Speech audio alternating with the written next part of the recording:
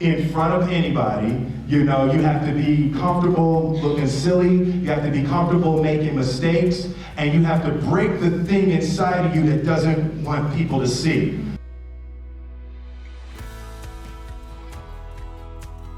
It's not about your body as much as it is about your mind. It's getting command of your mind to be able to choose actions that are in your own best interest. Every day we are choosing that's not in our own best interest. Self-discipline is the center of all material success. You cannot win the war against the world if you can't win the war against your own mind.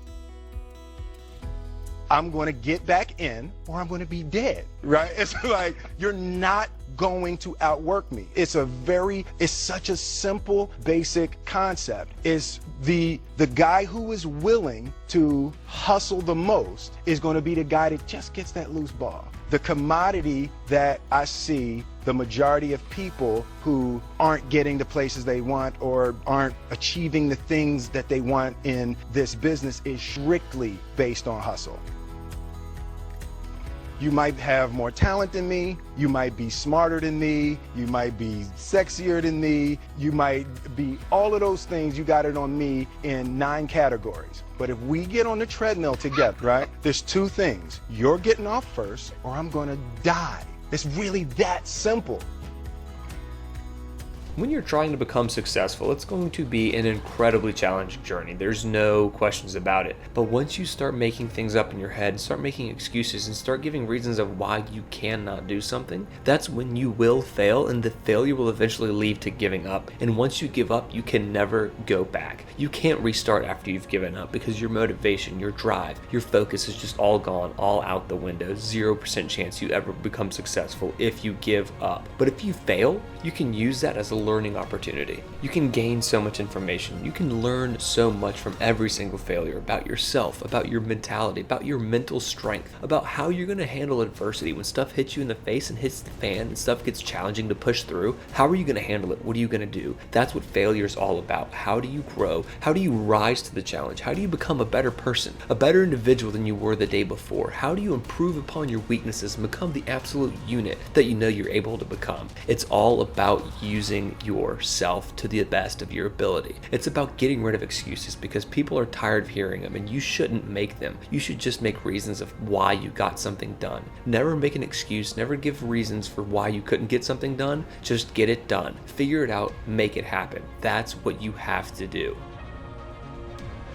Self-discipline is self-love. If you want to be happy, you have to love yourself, which means you have to discipline your behavior. The road to sustained happiness is through disciplining your behavior.